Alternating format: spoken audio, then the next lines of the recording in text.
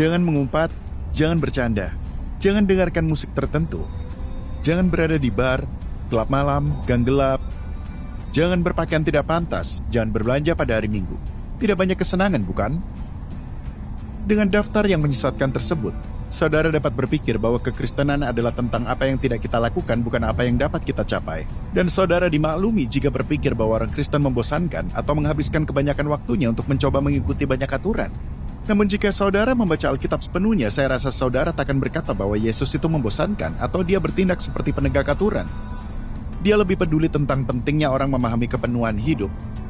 Setiap orang Kristen yang tahu ini mestinya mencerminkannya. Namun jika mau jujur, masyarakat kita sebenarnya sangat menghargai aturan. Coba saja hapus aturan dari jalan raya dan jalan tol, hasilnya pasti kekacauan. Hapus aturan dari kebun binatang setempat, saudara akan takut keluar rumah. Hapus aturan dari sekolah, dan pasti anak-anak keluyuran.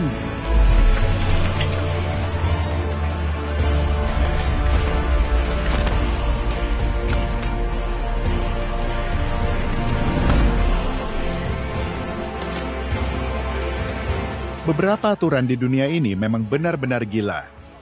Di Florida, Amerika, buang angin di tempat umum setelah jam 6 sore pada hari Kamis adalah ilegal. Di Jepang, gemuk itu ilegal, padahal negara yang sama menghadirkan gulat sumo. Hanya teknisi listrik terdaftar boleh mengganti bohlam di Victoria, Australia. Di Irlandia, warga kota Dublin boleh menggembalakan ternak di padang hijau milik umum. Bono Yutu dari negara kami benar-benar memanfaatkan ini pada tahun 2000.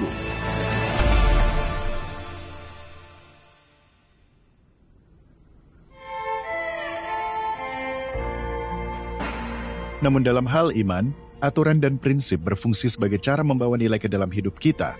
Sebelumnya kita telah bicara tentang Sabat, 1 hari dalam seminggu ketika kita tidak diminta untuk bekerja. Saya sangat suka prinsip ini, karena ini membantu saya menyeimbangkan hidup antara istirahat dan bekerja. Ini juga mengingatkan saya pada tataran emosi bahwa saya tidak ditentukan oleh pencapaian saya. Ini juga sebagian alasan kita memiliki akhir pekan saat ini, jadi setidaknya kita harus bersyukur untuk aturan agama yang ini. Masalah yang timbul saat aturan menjadi satu-satunya fokus kekristenan adalah jenis orang yang dihasilkannya seperti orang munafik, suka menghakimi, atau orang yang bergumul dengan perasaan menganggap diri lebih hebat. Mereka pikir dengan mematuhi aturan mereka lebih baik daripada orang lain, lalu mereka mengangkat diri sendiri dan merendahkan orang lain. Hal yang menarik, inilah salah satu hal yang cepat ditentang oleh Yesus, dan seperti yang suka dilakukannya, dia memberi perumpamaan untuk menekankan maksudnya. Dalam cerita ini, ada pemungut pajak dan pemimpin agama yang berdampingan berdoa di bait suci, bukan seperti tempat ibadah di sini. Pemimpin agama itu berdoa, "Ya Allah, aku mengucap syukur kepadamu karena aku tidak sama seperti semua orang lain, bukan perampok, bukan orang alim, bukan pezina, dan bukan juga seperti pemungut cukai ini. Aku berpuasa 2 kali seminggu, aku memberikan 1/10 dari segala penghasilanku."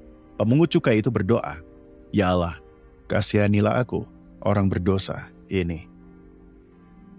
Tanggapan Yesus membawa kita dalam perspektif yang benar. Dia meninggikan respons pemungut cukai yang tulus, yang mengakui kesalahannya dan mencari pengampunan Tuhan. Sebaliknya, Yesus menegur keras pemimpin agama dengan berkata, "Jika engkau berjalan dengan kepala mendongak atau meninggikan diri, engkau akan jatuh telungkup atau direndahkan." Sebenarnya ia tidak salah mengikuti aturan, tetapi hanya aturanlah yang dilakukannya, dan dia pikir dia hebat karena telah melakukannya. Ia menjadi sombong dan penuh kebencian pada orang lain. Ia pikir Tuhan berhutang padanya atau ia lebih layak dari semua orang.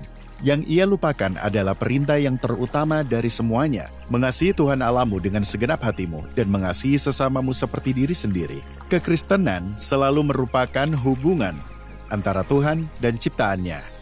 Hal yang menarik bagi saya adalah upaya yang dilakukan pemimpin agama ini untuk mematuhi aturan. Pada saat yang sama, ia menghancurkan apa yang mestinya paling penting, yaitu hubungan dengan Tuhan.